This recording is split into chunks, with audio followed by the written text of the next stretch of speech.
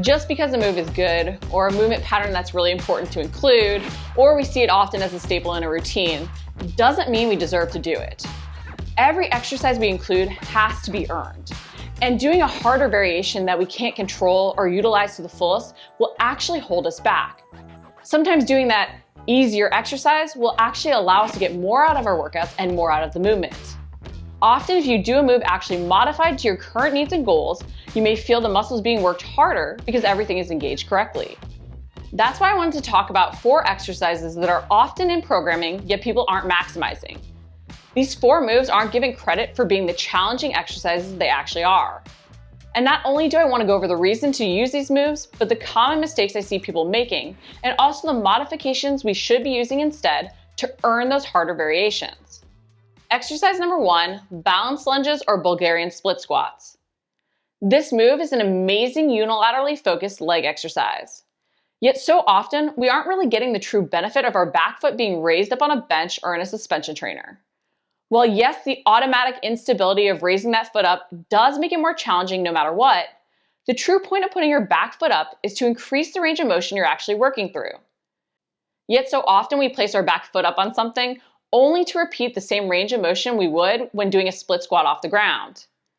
Sometimes the range of motion is actually smaller even because we aren't stable and haven't yet learned how to control the full split squat movement.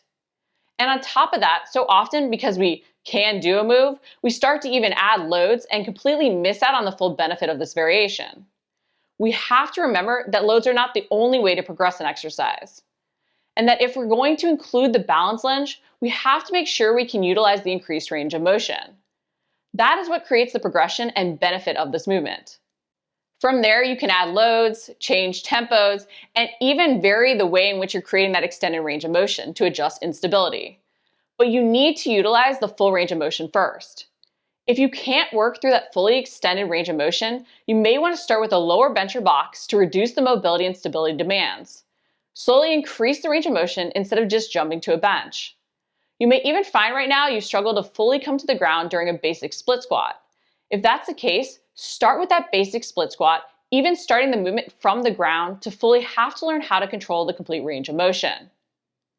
Exercise number 2, double leg lowers. Double leg lowers have become an extremely popular ab exercise, but so often we end up feeling our lower backs or hip flexors over really targeting our abs. In an attempt to correct this and do the harder variation we haven't yet earned, we place our hands behind our lower backs and butts. And this is a band-aid. It doesn't really teach us to actually control the ab race we need so we can build up. It's why we may need to regress to progress. Because leg lower type movements, while they will work your hip flexors, they're a great way to target that lower portion of the rectus abdominis more, or what we often refer to as the lower abs. And knowing how to brace correctly to protect your spine as you flex and extend your hips is also beneficial as you work to improve your heavier lifts. So if you find your lower back engaging or only your hip flexors working, you can modify the double leg lowers in a few different ways. But the key is learning to engage your abs using that posterior pelvic tilt. This is a small movement that engages your abs and glutes. Think about tilting your pelvis towards your ribs. Hold here as you do any movement in the progression, whether it's a single knee tuck, really taking things back to basics, a double knee tuck, or even single leg lower. Only progress to the next level if you can maintain that ab race and not feel your lower back taking over. And if you do find you fatigue once you've built up to the double leg lowers, don't push through. Instead, modify with one of these variations so you can continue to target your abs. Because we have to remember that the muscles we feel working are the ones getting the benefit of the movement. And if the correct muscles aren't working, we may be perpetuating recruitment patterns that lead to overload and injury. Not to mention, we're not actually working the muscles we want to target. Exercise number 3, the burpee. Love them or hate them, the burpee is often a staple in workout routines. While many of us do recognize it's hard, it requires a lot more strength and mobility than we often give it credit for. And because the purpose of the burpee is almost always to be cardio, in an attempt to go as fast as possible, the quality of the movement often suffers. We end up doing the worm during the push-up portion or shrugging our shoulders in the plank. We land with our knees completely straight after performing a half-hearted jump at the top. And sometimes in an attempt to modify, we step back, but then to stand up, we end up doing these half little stutter steps with our hands because we don't have the mobility to truly step in far enough. The burpee is a killer bodyweight move, And if you plan to include it, you need to earn it. While yes, you can use a step back to reduce impact if you do have the range of motion to control the movement.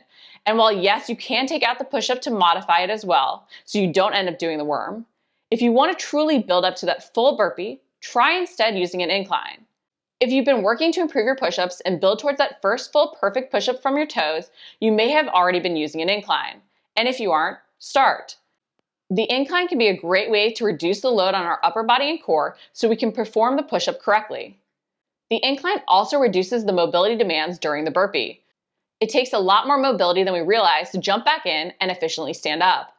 Because your hands are raised, you need less hip and ankle mobility to jump back in and stand up.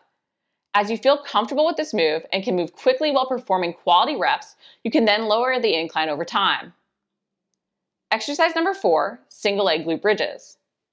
The bodyweight glute bridge may seem easy, but it's a move that is so often done incorrectly. And then so often, before we've really earned it, we switch to the single leg glute bridge.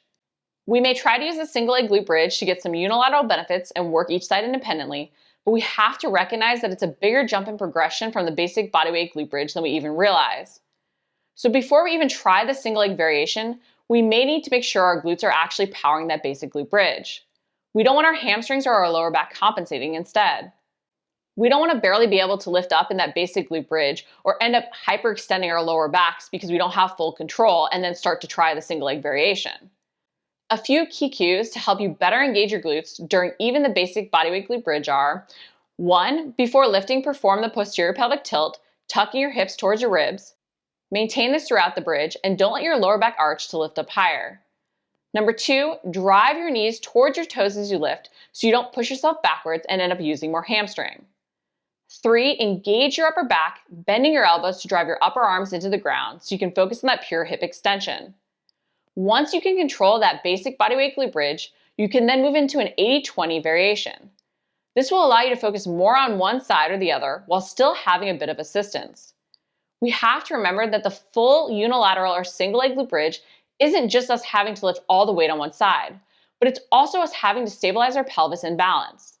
While still a simple move in body weight, it's more of an advancement than we give it credit for. That's why the 80-20 variation can be a good in-between so we can actually target each side while working through a full range of motion targeting the glutes. As you do feel ready to progress, just make sure your hamstrings and lower back aren't engaging and taking over. This move should be fully powered by your glutes. Every move we include in our workouts should be done with a purpose, and we should only advance moves as we earn those harder variations. Sometimes, as much as it can hurt our ego, it's key we regress to progress and build up. We are never above those basics, and at times taking things back a step can help us improve any weak links. If you liked the video, make sure to like it, comment below if you have any questions, and subscribe. We're posting new videos each week.